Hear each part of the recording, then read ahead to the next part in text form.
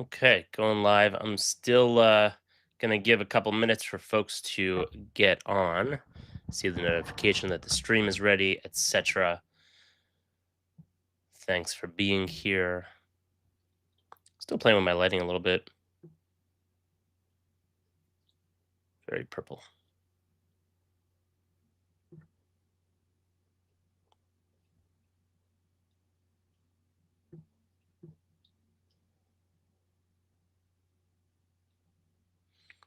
Suppose I can put on some music here so that we can chill.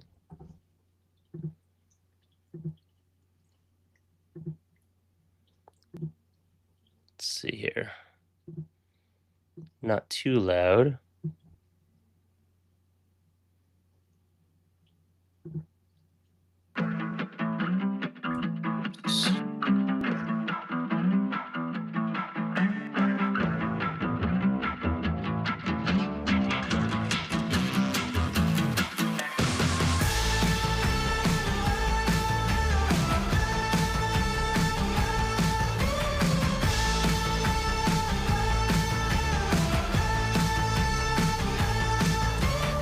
I'm not a joyride, a hit and run.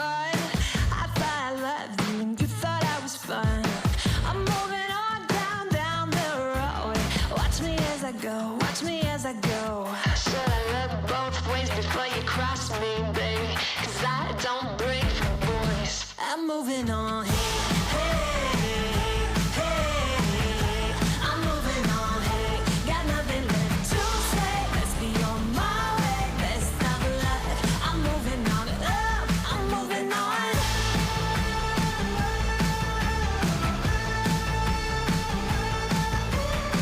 I got a new love. He runs for miles. 67 fastback. Oh, it's just my style. We're headed down the road. Just enjoy the show. Watch me as I go. Should look both ways before you cross me, baby, 'cause I don't break for boys. I'm moving on. I'm moving on. Got nothing left to say. Let's be on my way. Best of luck. I'm moving on. I'm moving on. I'm moving on.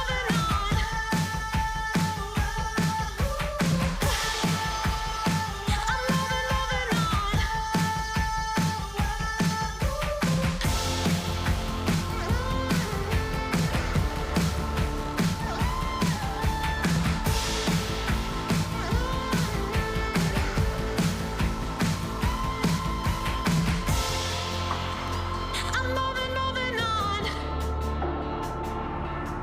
Should look both ways before you cross me, baby, 'cause I don't break for boys. I'm moving on. Got nothing left to say. Let's be on my way. Best of luck. I'm moving on.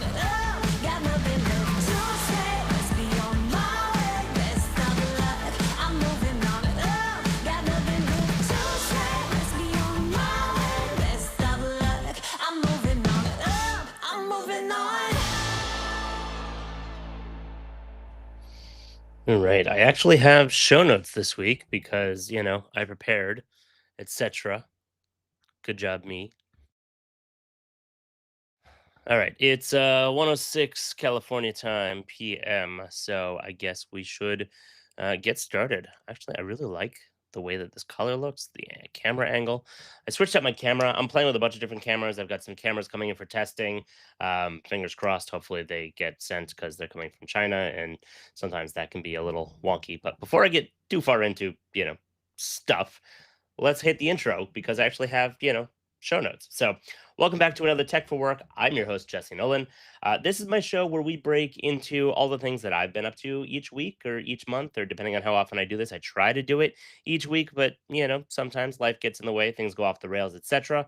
But essentially, I cover new tech announcements that are out there, tech and business news, and also new tech that has been sent to me that I haven't necessarily gotten a chance to unbox. So I have a couple of items here, including something that right over here hasn't really been seen yet. This is the Ubiquiti G6 Pro 360-degree camera.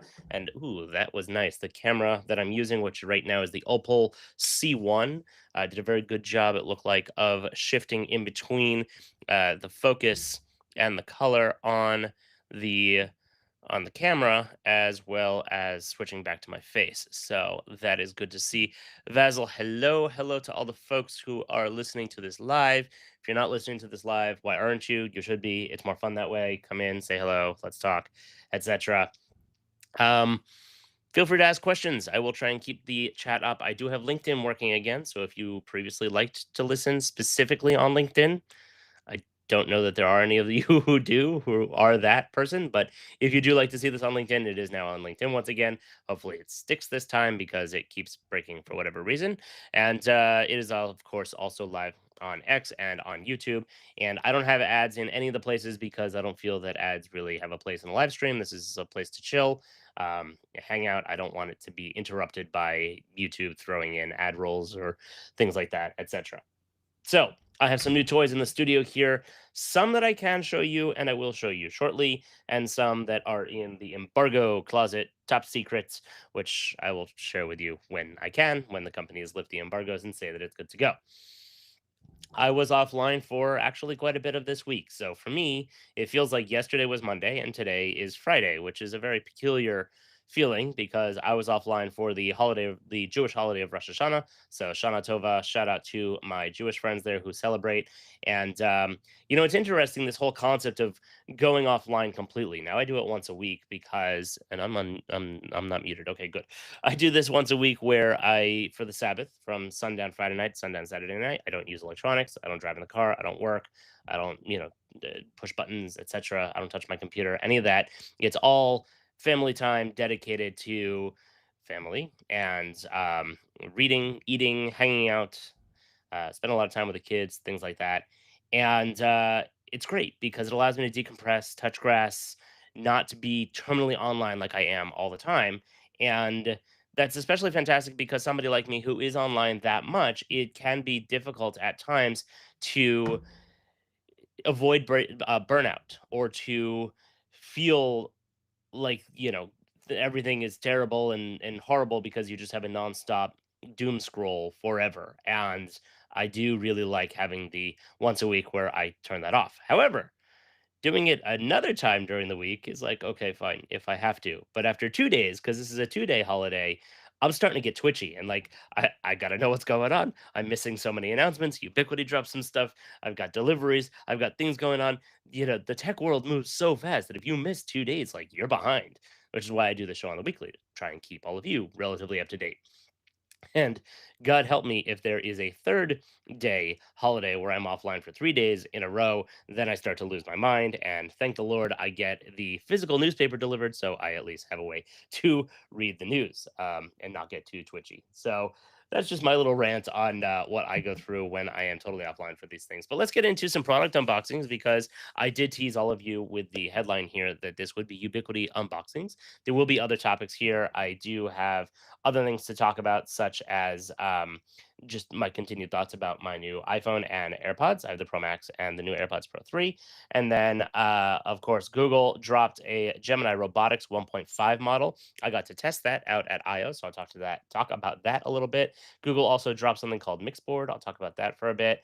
And I haven't addressed or talked about any of the meta news really about the glasses, and I have so much to say.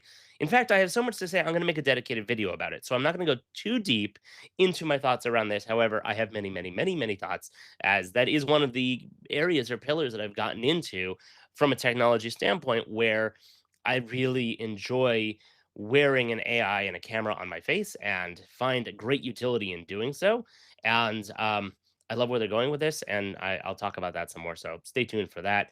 MetaQuest has some cool new things as well, and anything else pretty much that comes up. But let's get into some of the Ubiquiti stuff. So first off, Ubiquiti has the Flex Utility Pro, and this is their new utility cabinet where you can install devices in here. And this is a very interesting one because of the fact that, and don't quote me on all of this, and hopefully Ubiquiti doesn't crucify me because I don't have all of the facts in front of me. I can open up the store page in a moment, but I just wanted to to get this open and take a look live on camera here, because I have the other utility box and it's metal and it's beefy and it's solid and it's, you drill that into the wall and it is never coming down. This is polycarbonate, plastic, something, etc. And I find this really interesting because it's a double decker. So how does this open? Well, there's a hinge. Here we go. Here's the latch. So it has a security screw hole over on this side, and I'm just going to pull that up, and then that allows the door, nice solid seal on there, that allows the door to open. So now inside you've got a nice solid bay here, a couple inches of space. Again, I'll bring up the specs on the screen in a moment. You have your wire, you have your cable channel guide over here in the middle. How is this? Where am I? I'm over here. Okay, you have your channel guide in here in the middle, and those are all going to be able to pop out of the bottom there. And then you have these if you want to pop these out and have them for larger cables, like such as power, to be able to go through there as well. And that's pretty much it. I mean, it's like I said, it's polycarbonate. You can drill into it. You can install things into it, and it does look like it is waterproof. Totally sealed there, as evidenced by the sealant that's around it and that really solid clasp. But the interesting thing about this is the fact that, I'll take these out of the tray, or out of the box rather, to illustrate, is that the way this is designed is that you are going to have a PoE injector. And the PoE injector, the Ultra, for example, has a pretty beefy pretty beefy power supply. And so the way that they've set this up is that the power supply goes onto this, well, one of these, whichever one goes in front, and then the switch itself goes in front of it and layers on top, so that you have this kind of double decker approach, and then both of those fit in the thickness of the device, just to show you here what that would look like essentially. And let me just bring that up on sharing my screen here, because I think that's going to be most helpful for you. So let's go to store.ubiquiti.com. Please use my affiliate links if you buy anything, because it does support the channel, etc., etc. I have to say that because my wife makes me too, because got to pay the bills. Let me actually go over and share my screen. That would be helpful to all of you. Apologies, 1 second. Share screen window. Here we go. Share Ubiquiti. Come on. Here we go. Okay, so let's see here. Let's scroll through. Do they have it here on the homepage of all the new things that they're showing off? They don't. So let's go to the search and do junction, and where is it?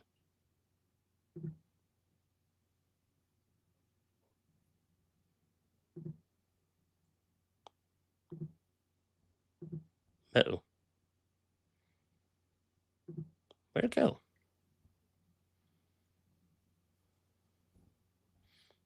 Anybody know where this is?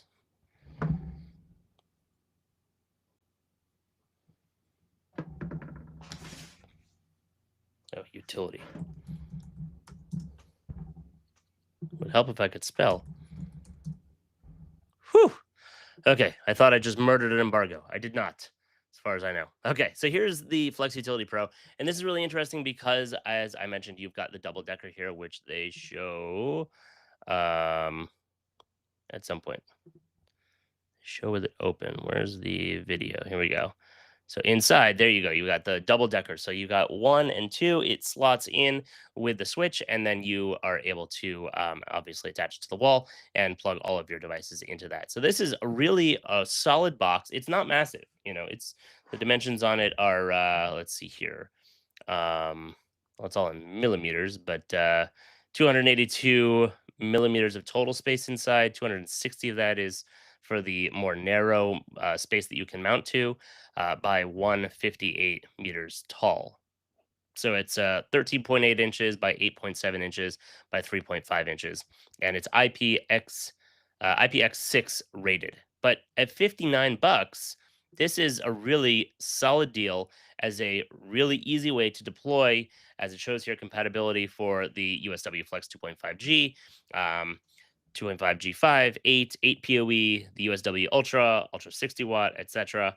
Why am I getting so many notifications on my phone? Because it's my gardener this time, who is setting off my UniFi Protect doorbell at the moment. But anyway, so that's what's going on here. The only other things in the box, as far as I can tell, are your mounting options. So you have your your pole mount and your literature there. I'm going to do an actual video going into this and showing it off because I think that this is really cool and I want to be able to show it off to lots of folks. And I haven't seen anybody else making a video on it yet. So, ow, just close it on my finger. So let me put this away and then we can get into some of the other stuff that we've got going on here. This down here, close that up, this over here. And onward to, all right, we can do the G6 next. Let's pull that up over on the camera security side. I'm sure this is what everybody is interested in. G6 Pro 360. So you can order this already. It's $500. It is available right now, and some people have. I just got this, so I was not able to make a video beforehand. And I actually don't know. Did I get? Woohoo! They sent me the black one. Oh, I love the black one. Okay, the black products, in my opinion, are way sexier than the white ones. That being said, the white ones are really good for visibility, so that people, when they walk by, especially when they walk by my insane test rig that I have, is able to see all of them very, very brightly in a way that is a bit intimidating. That being said, this black 360 is rather imposing as well. Got a nice little UFO thing going on there. And this is, like before, a solid piece of kit. Obviously, it's got the little protector of the dome on the top there. And I'm very excited about this because this is a 12 megapixel camera. And the previous version has a great image quality, It's sharp, it looks good. But when you start zooming in, especially if it's in a larger room and you're trying to zoom to a further area in the room, because again, 360, it's from the ceiling, you can see the whole space. I have it in a an event hall, yeah, at one of my clients, and it's great to be able to just peek in and see everything at once. But if you want to go over and look to see, okay, who came in the far door, for example, it starts to get pretty grainy fast. I'm looking forward to testing this out. I think that this is going to deeply change that and make it a significantly better setup. It is a 1/1.6 inch, 12 megapixel image sensor. Obviously, it's 360 degree. It's got built-in microphones, and it has a 50-foot IR LED that's 15 meters for those who do not keep to the American style of measurements here. It is tamper resistant IK10, which means it's really, really strong, and weatherproof IP66 rated, and it is meant for ceiling or wall mount. So you upside down like that or up against the wall there. And just in general, this is a really, really solid device. And it has, of course, the multi-tops engine in there for AI recognition and things like that as well. And on the inside, you also have an SD card slot and the required PoE plus RJ45 port and a reset button. So let's just click through here. There's usually a video at the end. Here we go. Exploded view. I love that they do this. So cool. This is just a really, really solid camera, beefy camera, and I'm very much looking forward to getting it up on the test rig, playing around with it, and being able to show off some footage of it because this thing is just really, really cool. Other things in the box, if I'm actually not going to dismantle the entire thing here because they pack it so nicely. But here's your mounting bundle. So you've got your mounting plate in there, your template, your level built into the template, and I believe the ceiling tile. And then we have a desiccant. Desiccant. No, it's a desiccant. And what that is it gets rid of any of the moisture that goes into the camera so that if some moisture gets in, it's able to be absorbed into here and not onto your camera lens. So that's always welcome. Then you also have your different cable size grommets, which I'm trying to get out here. I get this really tightly in there. There you go. So you've got those.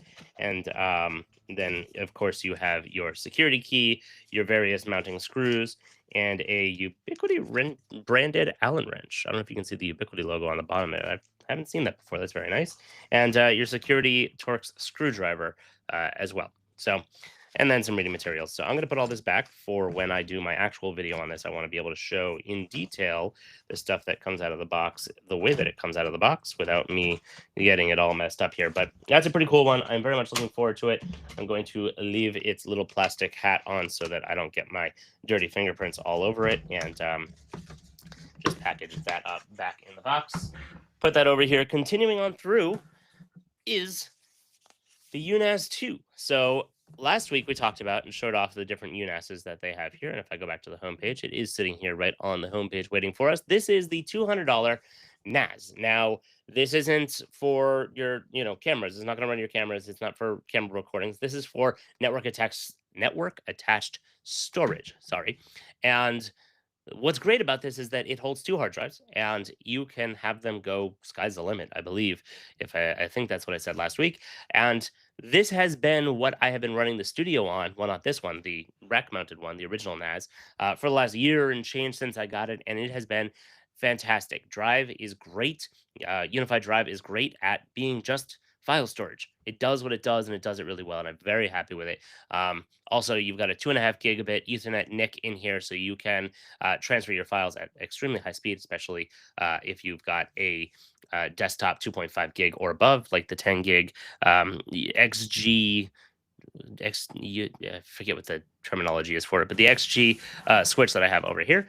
And let's take a look at what's in the box. I've actually never opened this, so this is my first unboxing of both the camera and the NAS. So here it is, right in front of me, and you can see it's solid size. Honestly, this reminds me of the old what were they called? The time machines, the teleports, the Airport Express. That's what it was. The old Airport Express, which I believe at one point had time machine support from the early Apple days. And where's the little? Oh, here we go. The little peeling effect there. Get that off. Get rid of that. This does not broadcast Wi-Fi. It's not a Wi-Fi access point. Maybe one day in the future it'd have to be probably a little bit bigger. Right now, this is just hard drives, but it very much feels like the old Airport Express or Airport Extreme, whatever they called it back in the day, that had the ability to what do you call it? To be a hard drive for your network. Although I think that was an add-on later. Maybe it was the Wi-Fi, and then they added on the time machine capabilities of that. And if I'm not mistaken, I believe Robert Pira, who founded Ubiquiti, was on that team at Apple, and then Apple abandoned the project and he left and started Ubiquiti. So we may have come almost full circle with this device here. Elsewhere in the box, we have your reading materials and a little package of two little teeny tiny screws over there. And I'm not sure that there's anything else in here. Let's just double check real quick. Nope. Nothing under there. Nothing in there. Nothing in there. Really nice packaging. All recyclable, of course. Okay. Back in the box. That's not going back in the box. All right. I'm just going to put that down there for later and go through here. So we've got your trademark screen on the front, your Ubiquiti trademark screen on the front. On the bottom here, now this is all powered and data, of course, over PoE. It's wonderful. One single Ethernet cable goes into the back, and like so. This is plugged into my XG switch over here, and you just plug that in, and we should have power in a moment. There it goes. Look at that. It's already starting up.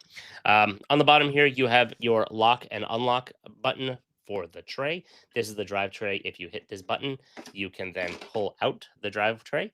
And the way that this works is that you stack the drives back to back with, of course, the SATA connector pointing into the device. And then once you've got your drive stacked, you just slide that back in. Don't get your finger stuck in there and click it in. And then because you don't want it just being falling out or whatnot, you click that and now it's locked into place. Your cable can go through the bottom here so that it will sit flat on the desk, and then this starts booting up. You have a little status light here on the bottom of the front, which I imagine will blink when you are also transferring files, and then you have a USB-C port over here on the front, which quite frankly, I'm not entirely sure what it's for. Can I attach a drive to it? It says USB-C connectivity. Can I attach a hard drive to it and then transfer files directly in? Because that would be super cool. If you're going to go that far, then put a micro SD card or an SD card slot in there so I can do the same and then transfer directly onto the drives. Those would be interesting use cases. I'm going to have to explore that more as I do my my actual review video. I'm going to leave this over here and let that sit for now. I'm going to put that back in the box so that I have it for my review period later on. But that's really cool. I like it. And then, of course, I also have for my review, I have two 8 terabyte. Say 8 terabyte? No, that's the bottom. Where's it say 8 terabyte? Two 8 terabyte enterprise hard drives from Ubiquiti. These are usually Western Digital, but they are the purple drives. They are meant for doing the always writing and rewriting operations that is required out of a NAS or a NVR, a camera system. Whoops, let me get this open. This is actually a Toshiba drive. Look at that. Toshiba, 8 terabytes. Let's just open the package. Why not? because we're doing it live. Ooh, this is the nice ones.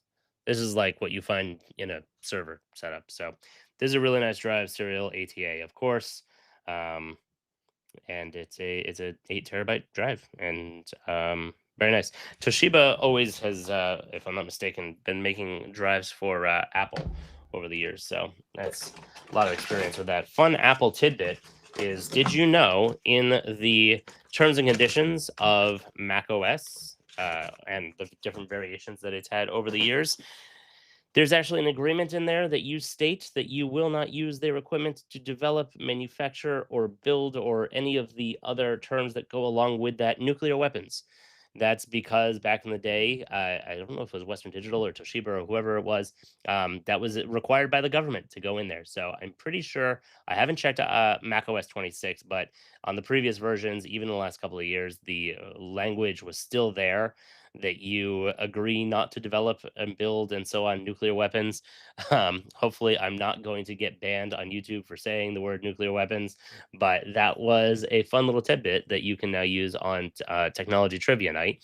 That if you look carefully in the language of the terms and conditions of the operating system, it does say that you agree not to do so. All right, moving on. That's the Ubiquiti stuff. Next up, I'm going to show off. This is really adorable. They just sent this to me. This is from a company called Orico, Orico, and this is a dock, believe it or not. But more than that, it's just a really cute case that turns my Mac Mini over here into a Mac Pro, all aluminum body, etc. But it also happens to have, if I'm not mistaken here, I think it has, yeah, it's a drive, so I can put a M2 NVMe drive in there. It also has USB A. It has a micro SD card reader. I can't get into the box, so this is Leatherman territory.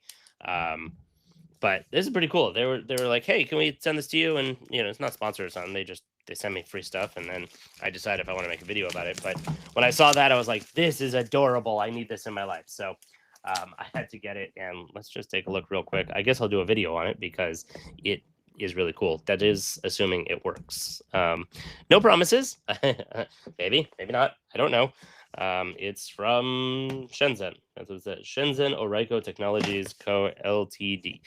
And oh, look at that. That's metal. That is nice. It's so cute.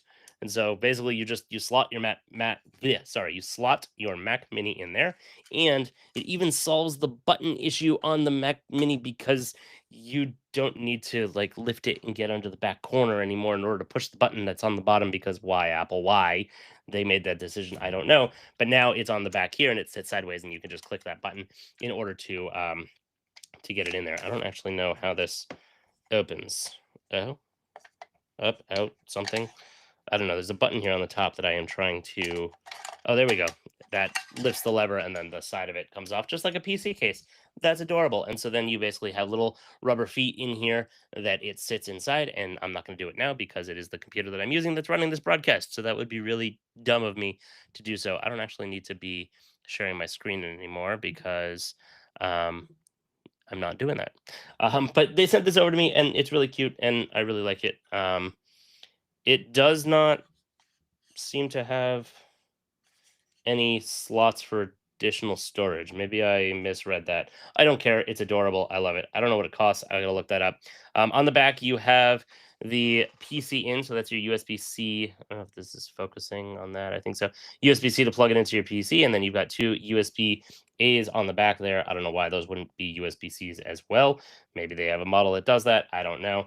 And then on the front or back, I guess this is the front of the machine, you have a SD and micro SD card slot on the front there, and then also your access to your ports for the Mac Mini. So I'll do a video on this, going into exploring what it's capable of. I wonder if maybe up in the top or in the bottom it has, because it does talk about the drive capabilities.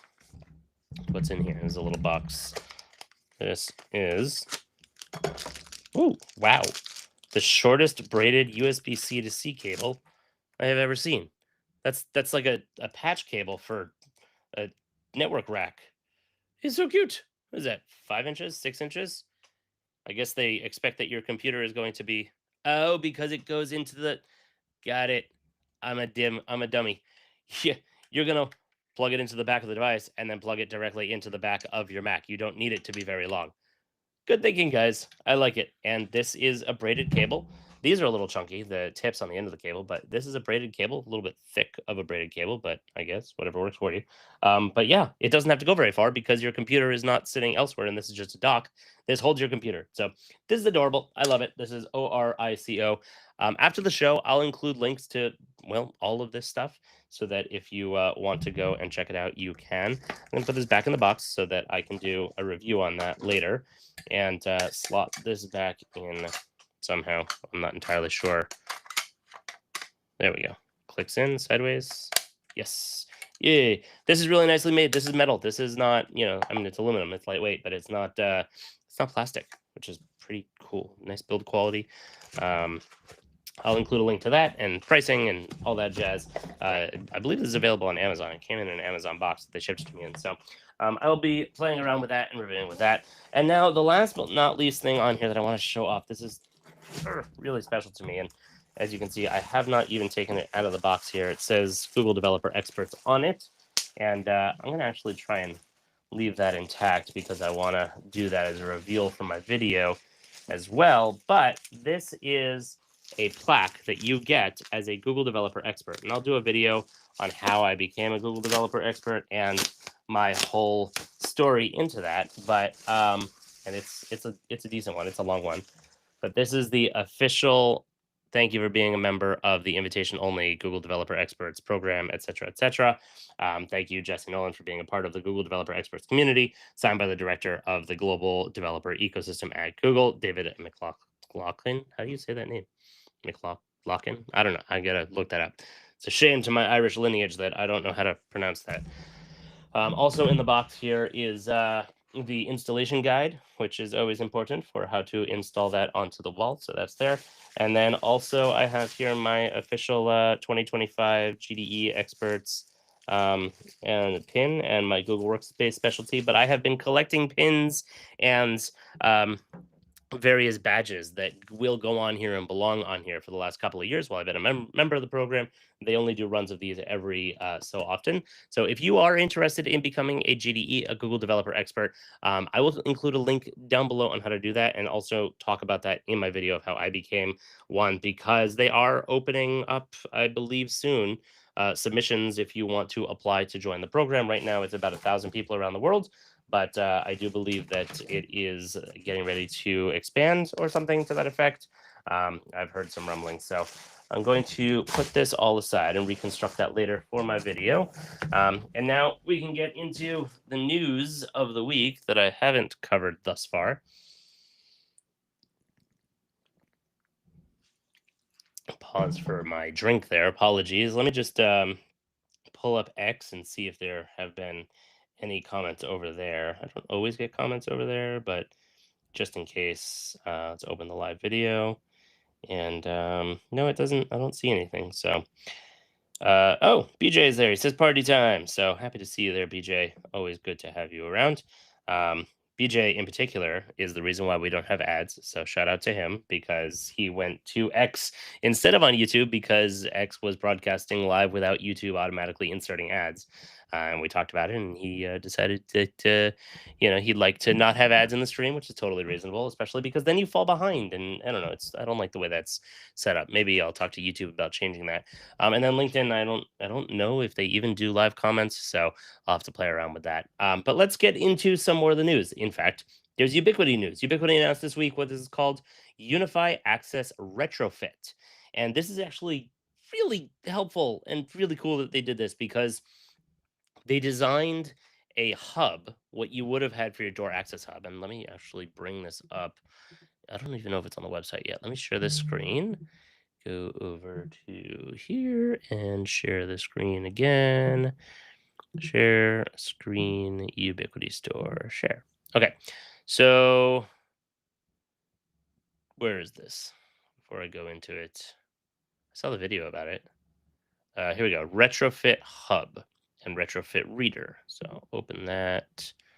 It was supposed to open in a new window, but it didn't. So Oh well, we'll share this tab here, retrofit hub. So basically what they did is they have a hub that is converted to adopt existing networking infrastructure for access control. So it's DC powered. It supports Wigand. I don't know if I pronounced that correctly. I think so. Um, OSDP readers, and it provides entry and exit control for up to two doors. This will be available in October. I don't have it yet. I don't even know if I'm going to get it because I have to think if I have any clients that have an existing access control system that I could take over, that I haven't already switched them over to the Ethernet wired version of UniFi Access. But what, as I understand it, what this does is it allows you to take your existing card readers and your existing infrastructure for access control, unplug it from your current hub, plug it into this device because again, it's all low voltage, open exit for the most part type devices, and you're able to then take over and manage those devices with the Ubiquiti hub and then manage it through UniFi Access on the computer. And that is, I think, genius because so many people I talk to are interested in doing it, but don't want to do a complete rip out and install. They don't want to run all new cables. They already have access readers. Why can't they use those? What's the difference? And there are some differences, but this makes it really easy, especially to get started, similar to how the new lineup of the NAS 2 and the other NAS products make it easy for somebody to just have a standalone NAS that they can get started with that and then build up towards it. Also, similar to the strategy of what they're doing with the UNVR Instant, I think this is called. I forget. I've got it over here running. I haven't even touched it in a little while because it's just been on my desk humming, and I don't even hear it. I forget it's there. Uh, but essentially, they've got this lineup of devices that make it really easy to get into the Ubiquiti ecosystem, and then you can later on, if you wish, convert those over to the full-blown Ubiquiti products, but you're able to do it with as little lift as possible. And I think that is really, really important, especially for SMBs and especially for medium enterprises that don't even want to go down that path of ripping out everything, but they're already using UniFi for Wi-Fi or they're already using UniFi for cameras. This will allow them to add on to that and start installing these. So I think these are going to be pretty popular. Also showing off the other pictures that are on here, you have along the back of it, you have a DIN rail mount, which is pretty standard these days. You have your emergency input to connect to a fire alarm system, and then 10100 Ethernet ports. And another point that I just thought of is that this may also be a part of the um, getting people set up as we move into the territory of the expanding world of Superlink, because Superlink is going to be able to tap into a lot more of these things. So if the door opens and you want to set off a siren, you're going to be able to say, okay, door open through the retrofit hub, set off the siren. This one, in fact, I have it still on my desk, set off the Superlink siren and scare everybody because it's the middle of the night. Nobody should be opening that door, whatever. So I think that's pretty cool. And then also is the retrofit reader, and this is $159. Also be available in October. Perhaps they'll send this to me. I'm not sure, but it's compatible with the hub, and it works on existing wiring, if I'm not mistaken. It's weatherproof, IP55 rated. And just looking through here, yeah, so on the back, you have your RS485 port for your existing wiring, and you're going to be able to adopt it and utilize your existing wiring without rebuilding or pulling all new Ethernet to all of your doors. So that is really cool. Well done, Ubiquiti. Big fan of that. The other things that we have here is the UNAS lineup. So we talked about this a little bit last year, or not last year, last week, quite a bit in the live show. And then we talked about this one, which I have here. I don't have the UNAS 4, which is the larger version of the UNAS 2, which I just unboxed here. The UNAS Pro 4 is the rack mounted, and then the UNAS Pro 8 is the rack mounted 8 drives. And both the Pro 8, the Pro 4, and I believe the UNAS 4 have M.2 NVMe bays that you're able to use as cache, as buffers for when you're loading up files. So it'll load your files as fast as you can onto those SSDs, onto those NVMe drives, and then move them into the drives at a much slower rate, or not much slower rate, but at a slower rate than what do you call it? Than if you were writing directly to the drives themselves. And I cannot wait to test the performance on that because I am regularly loading gigabytes, hundreds of gigabytes, if not terabytes of storage across. Um, and It's going to be a little bit of an adventure for me because I've actually been using my NAS, as I mentioned, running the studio off it for the last year and change. And I need to now find a way to clone all that data to see what and how I can upgrade, back up one and upgrade to the other without losing my files and make sure that that's all backed up somewhere else just in case something goes wrong. Because hey, this is a testing environment. I throw a lot of things at it, and it is entirely possible that something might break. So that'll be an interesting test. A lot of work, but a lot of fun to test. So I'm looking forward to doing that. Um, I can stop sharing that here. Let's just check the comments around over on YouTube. Still quiet, so that's good. And X as well. Looks like I got a lot of people here for the live. So hope you're all enjoying. Wow, I've been talking for 40 minutes already.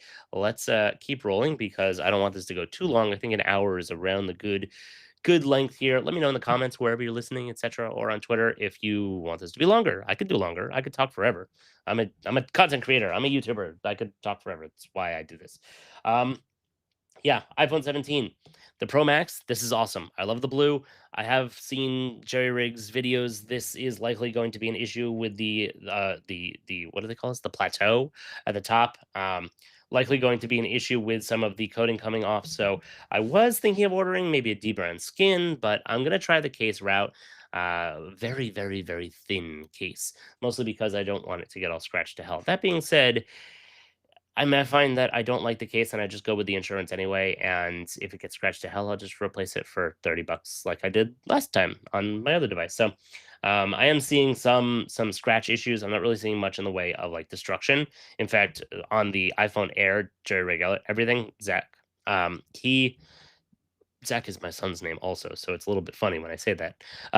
But he basically took the iPhone Air out to his rig in his garage where he has a chain hooked up to a pulley, hooked up to a scale to tell the amount of pressure that he is putting on something. And he put a roller in between the phone to try and really get it to bend. It was something like 250 pounds of direct pressure, some insane, mind-boggling number. So well done, Apple, on the design of that and the engineering of that, because he normally snaps the hell out of phones even before he takes it out to the lift in the garage. In fact, I've never seen him do that for a phone before. So that's some pretty cool stuff on that side. On the AirPods Pro 3, I'm already recommending them. My brother-in-law, he went through TSA and he left his AirPods behind and he said, "Hey, did Apple announce new AirPods?" I said, "Yes, new AirPod Pros." He had the AirPod Pro 2s. These are the AirPod Pro 3s. He's like, "Hey, are they any good?" And I have to tell you, yes, I've been using them since they came out a week ago and they're so much more comfortable. The noise canceling is so much better and the active noise listening, where you have the pass through transparency mode, whatever it's called, where you can hear the world around you, is also significantly improved. There were times before where I was like, is it on? Is it not on? Is ANC on? I'm not sure. Now it's like, I know ANC is on because everything is quiet, or I know that ANC is off and transparency is on because I can just like that rub my fingers together next to my ear where I'm while I'm wearing them, and I can hear it much more than before, where I would have to snap my fingers a little bit to be like, oh, "Okay, it's on. Yeah, no problem. It's working." So huge updates there. Love the AirPod Pros 3, and I haven't tested the live translation or any of that fancy stuff. For me, they're AirPods. I wear them all day when I'm editing, when I'm working on my computer, when I'm walking around cleaning up the studio, which I desperately need to do. Um, it's an ongoing struggle and problem, but they're just super comfortable. I forget I'm wearing them. It's fantastic. They fit better in my ears, and I have small ears. Ask my wife. They're teeny tiny, and these fit really well. So that's all I'm going to say on those. Let's talk about Gemini. So, Google announced Gemini Robotics 1.5 models, and essentially, these are general purpose models for robots to be able to use vision to look through a camera at the world in front of you and complete tasks. And they're developing this so that you can have them in, in factories, in the homes, give it commands, and it will be able to do it. So, they had this set up, and I really need to get back to making this video because I recorded the video at Google. I just never finished editing it. And for that, I apologize. But essentially, they had the two robot arms in a booth. And outside the booth was a microphone with a speak button so you could broadcast to your commands to the robot. and they had some blocks, and they had a towel, like a hand towel, and they had a gift bag behind the desk there.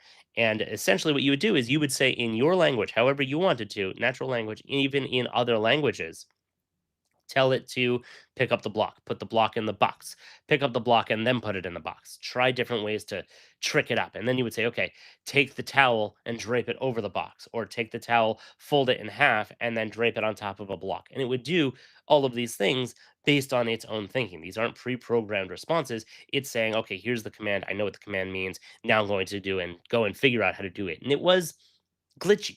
This is early days. It is going to be glitchy.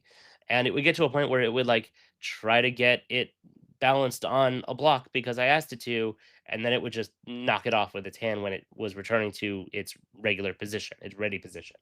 Um, yeah, it's early days, but as I like to say, this is the worst it's ever going to be, and Google right now is releasing this to folks to be able to start developing and working with it. So I'll try and include some links on that if you want more information on it. And yes, I have to do the video showing all of that, but it is super cool. It does most of the time relatively work, and is a very exciting time. Robots are here. I was in LA yesterday, and there were like 15 different Waymos over the span of like 10 minutes that went by us. Robot cars, self-driving.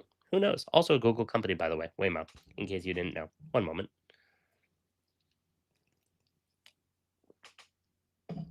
Google Labs has a new app called Mixboard, and this is kind of like Jamboard a little bit, but I think it's meant more for um, ideation and more like what do they call it? It's the mood board or vibe board, as the cool kids call it these days, where you essentially come up with a bunch of different ideas and you throw it all up in the thing, and then that becomes your inspiration for whatever you're building, whether it's an app, it's a car, it's a you know a workbench, desk, office, whatever you're designing. Mood board, that's where you put all the stuff up that is your inspiration for the colors you like, the styles you like, the shapes you like, the materials you like, all those different types of things. The twist here, of course, utilizes AI, where you are able to type in, this is what I want. And it uses Gemini with banana, of course, and generates the images of what you're looking for. If it, yeah, I'm pretty sure you can upload your own stuff, but also you can just be thinking about it and generate the images that you are coming up with on the fly to use as a mood board. And it is obviously all done by AI, as I mentioned. And not everything out of Google Labs makes it out, and some of it does, and some of it makes it into other products. I think that if they're smart, they will use this to combine it with Jamboard type functionality and throw that into Google Meet, because I think that would be a really cool app for organizations. Of course, you need the privacy, you need the ability to share it, you need the ability to collaborate, especially while in a Google Meet. Google Meet as a platform this week has been having some issues. I understand it's been offline this week and last week, then back online. They fixed it, they didn't fix it, so um, get it together, Google, is basically what I'm saying. Let's get into Ray-Ban metas. This is my final topic, I think. Okay, about a year ago or so, and this will go into my video that I need to really make about these. I tried out the Ray-Ban metas, which is just the meta glasses that have the camera on them and have the AI processing and have the microphones and speakers.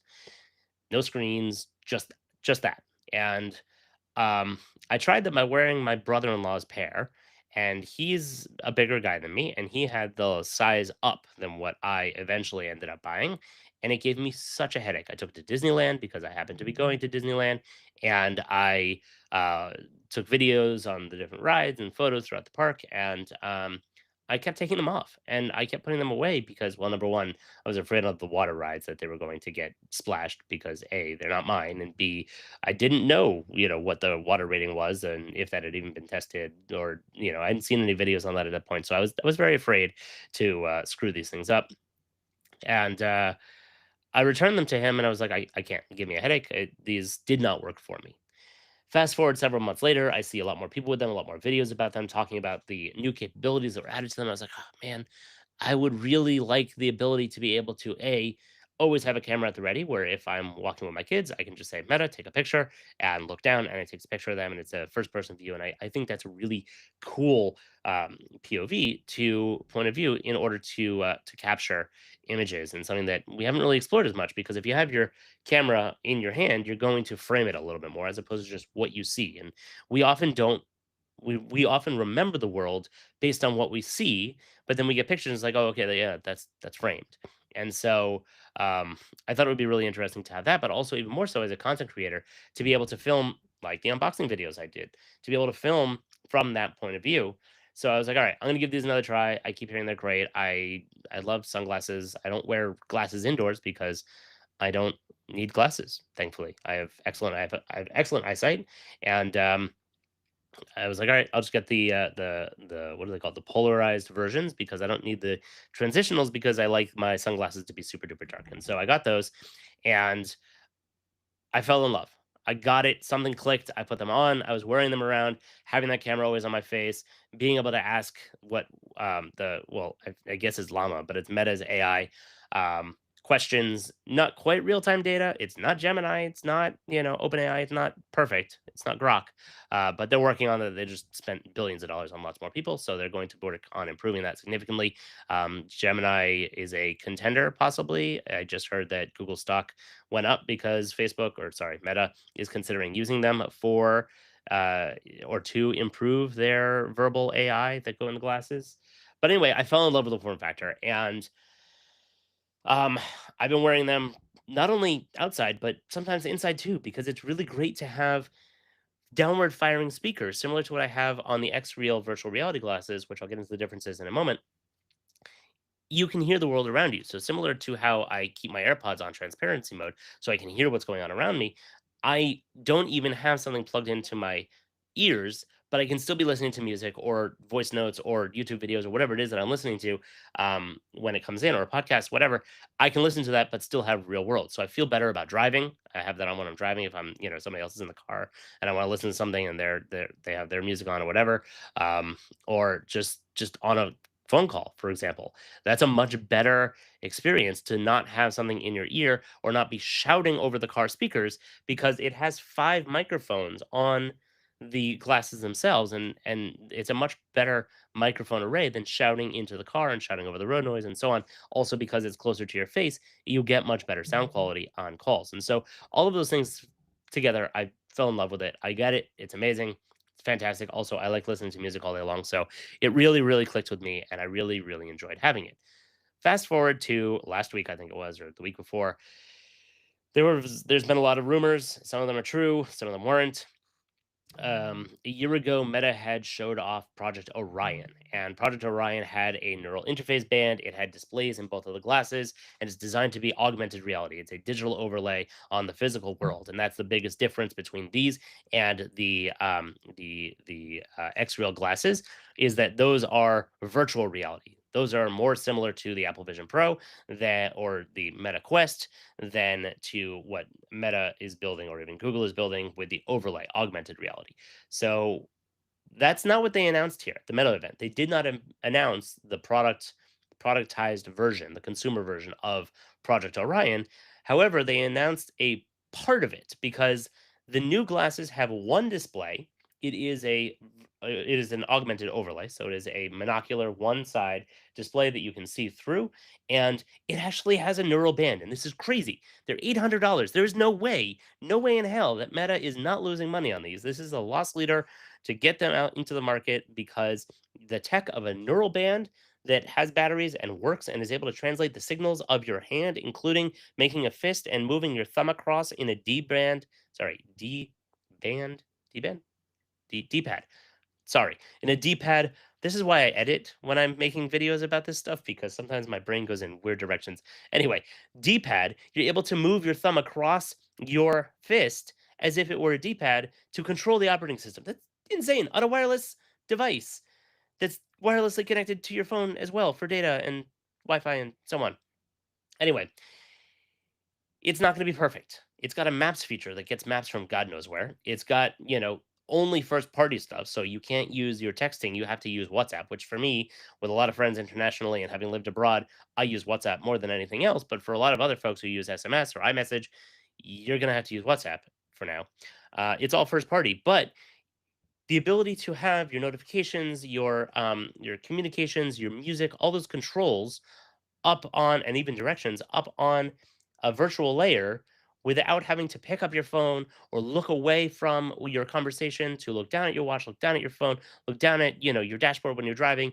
All of those things disappear. You don't have to do that anymore if you have this information on your face. And yes, it's the next level computing, etc., layer. There's all kinds of issues with that, but all of those aside, the technology is incredible. And where we're going is the form factor that Google envisioned more than 10 years ago with Google Glass, which I did have one. And I got it back then. It also gave me a headache, mostly because you were looking into a teeny tiny, like one, what was it, millimeter, a quarter of an inch square. It was tiny and it was off to the top right of your eyes. This is down to the lower right, but it fills more of your view because it's on a glass in front of you. Now, Google was trying to avoid that for folks who do and don't wear glasses. So they put it in a prism, but the prism was so far out there, looking at it was very, very difficult for many, many people.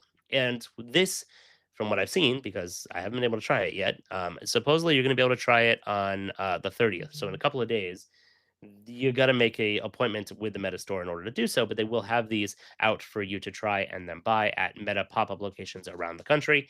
And I think Best Buy is doing it as well as the Ray-Ban stores will have those also. But essentially, it's just an incredible breakthrough in technology, and I mean, Zuckerberg has been spending $10 billion a quarter on this or something, or was it a year? I think it's a quarter. For the last several years, you're like, "Where is all that money going? Their Meta Quest isn't that amazing, and their virtual world isn't that incredible. What are they spending all that money on?" Now we know. Um, this is incredible. They're also gonna be spending a lot of that money on subsidizing these because, as I said, there's no way that they are making money on those and not losing money on those headsets. But I will be getting one as soon as possible, absolutely, because the ability to have that information without having to look away is next level for me. Is fantastic. And I already like the glasses form factor, so we're gonna go there. And I'm actually gonna get the transitionals because they don't make a polarized one, but I have found that because the speakers on them are, well, they're not phenomenal, but they're so good. They're good enough that I enjoy wearing them inside if I'm in a quiet environment. So, for example, if I'm editing late at night, I don't want to have my headphones in because I want to hear if my kids start crying so I can go and get them because my wife goes to sleep much earlier than I do. But I still want to be able to edit in, decent quality headphones. And so I put those on and I'm able to just have the sound firing downward into my ears without blocking off my ears. Even transparency mode on the AirPods isn't going to pick up a baby crying from 2 or 3 rooms away. And so, that's another reason why I really like these, and I'm very much looking forward to them. The screen isn't on all the time, by the way. And one of the ways that you turn it on is by tapping your thumb together with your fist. One of the coolest interaction features that I saw is how you change the volume. You literally reach out into thin air and motion as if you are adjusting a volume dial, like, on a old school stereo. Think of like turning on and adjusting the fire on a stove, right? You're turning a dial. It picks up that information from the electrical impulses in your hand and the motion that you're doing to then physically, quote unquote, physically change the volume of what you're listening to. And that blew my mind when I saw Zuckerberg do it on stage. The funniest thing, and the last thing I'll say on this, the funniest thing about that announcement is they did all the demos live. Now, Apple doesn't do that demos live because Apple likes to be perfectly polished and everything works perfectly every time. Google did some live demos and they worked out quite well. That being said, they've been doing live demos for 20 years. They're a little bit accustomed to when things get screwy and how to set it up so that they don't. When they did the demos, they didn't work. And the reason for that is because, or so they said at the time, was, oh, it's the Wi Fi, right? Just like back in the day when Steve Jobs would tell all the journalists, get off the Wi Fi so that Siri will work, right? This wasn't that. Apparently, according to Balls, I forget his full name, the CTO of Meta, they had for that event routed all of the traffic in the building for all of the Meta glasses to their test server in like Iceland or something. And what they hadn't thought about is the "Hey Siri" moment. And apologies if I set off your devices like I just did mine. They said "Hey Meta," and everybody's Meta glasses in the audience turned on and started transmitting to what normally would have been Meta servers, but was in fact rerouted to the test servers a continent away, or a few continents away, and crashed the entire test environment, which is just the funniest thing I have ever heard when it comes to this. Is they literally DDoS themselves by accidentally turning everybody on, and they did not learn anything. Everybody's glasses on, I should say. They didn't learn anything from Steve Jobs doing that many, many years ago in the Apple Theater. So, um, really fantastic, really funny. That's basically what I'll say on the glasses until I can get some hands on, do some real testing, and actually hopefully buy them and bring home a pair. They also updated the Meta Ray Bans, and here's where it gets a lot of bit confusing. The Meta Ray Bans, and I have got to finish this up because we're over an hour here. The Meta Ray Bans are the original version. They had the Meta Ray Ban, no, they had the Meta Ray Ban stories and then or Meta stories, and then the Ray Bans, and then the Oakleys, which all of those were the product name first, then Meta. So it was the Ray-Ban Metas, the Oakley House Done Metas. And in this case, it's the Meta Ray-Bans for the ones with the screen in them, and the ones without, it's backwards. And apparently the reason for that is because up until the very end, they weren't sure that they were going to be able to get it to a aesthetic standard that Ray-Ban requires in Ray-Ban. I keep saying band, it's ban that Ray-Ban requires in order to slap their really cool name on the side of the product and make it an official Ray-Ban product. And then as they came down the development cycle towards the end and they started polishing everything and showing it off, the Ray-Ban folks were like, "Holy crap, this is gorgeous. This is really good." And so they slapped it on there. And so that's why the name is switched. It also has display in the name to make it easier for the rest of us to know which one that they are talking about. So the new ones with the display are called the Meta Ray-Ban display versus the other ones, which are Ray-Ban Meta or Oakley Meta, etc. The new versions of the Ray-Bans 2s and the Oakleys have, I don't know if it's the same camera that I tested on the Oakley House Duns. If it is, I'll be very disappointed because yes, it does 3K, but you have to enable it as a feature and it murders the battery. Go watch my video on reviewing that to see what I'm talking about there, but it burns through the battery super fast when you're recording with those. And that's not great. Another interesting point is that slow motion and hyperlapse video captures are coming not just to the new versions, but to all of the Meta glasses up until this point, the Ray-Bans and the Oakleys and so on. So I'll be testing that out with my existing glasses once that rolls out to them, because that'll be very cool. Slow motion on a first-person view, especially as you think about like sports, or if you're doing hyperlapse, if you want to show really quickly the ride that you're doing on a ski slope, or on a boat, or as I like to test it out on my electric scooter at the beach because that's what I have access to. I think those are really create some very cool content. I do wish that it was 16:9 and not portrait. I wish it was landscape, not portrait. But hey, they make it for Instagram, so what are you gonna do? Um, and there's more to come. That's the other thing that I found out from one of the VPs over at Meta on X posted that basically isn't the end of it. There's more things to come. The last topic that I will cover here in literally just a minute, and this is something that I think is really interesting of where this space is going. They showed off the ability for the Meta Quest to be able to capture the physical space around you, and I have been going down this path for about the last year, so last several months. I like virtual reality. Virtual reality is cool. I would like to be able to give this show in my videos to show it in virtual reality. There's no reason why you shouldn't be able to put on your pair of comfortable virtual reality glasses and join me in the studio. Now, granted, 360 degree might be an issue. That side of the room looks terrible. This side of the room is meant for broadcast, and that side of the room has all my storage on my desk and actually testing stuff I can't show you. But regardless, I figure, hey, maybe there's a way in the future where we could clean up, the back 180 of what we want to show and have that as a 3D environment that is frozen, and then the front half stitch it together with the live environment, and that way you can have, if the person wants to sit back or whatever like this, spin around in their chair like I do, then you'll be able to see that, and it'll complete the immersion of the environment, but it won't be changing, whereas the live half of it will be. And so Um, I think that'll be really interesting to be able to do. You're not able to do that now, but with the Meta Quest, apparently you are able to film your environment in 3D and capture that environment. And I'm not sure if you're able to film a person in there that's doing stuff, but you are able to capture the physical environment and then recreate it in the virtual world. So we're getting closer, little bit by little bit. Meta, feel free to reach out. I'd love to talk more about this. Love to test it. Love to help develop it. This would be great. This is where we're going. We have to. Like, this is the next level of these devices and these ideas. So, anyway, that's my show. It's been an hour and 4 minutes since I hit the go live button. It hasn't been officially that long on YouTube, but pretty much. I hope you all enjoyed. This has been a much more structured show than I've done in the last couple of weeks because finally getting things tuned in, dialed in, even though I'm not 100% dialed in on the studio yet. And I spent most of this week offline. But I did want to have more of a structure, some more notes, some actual research. I tried to do that last week, didn't work out. Um, I've got a lot going on. I have a lot of things I'm testing, a lot of videos I'm working on. I like doing this show. There's a lot of things that I get into every week. Usually I post on X, but not always everything. I'm going to try and cover that type of information, other type of business news as well.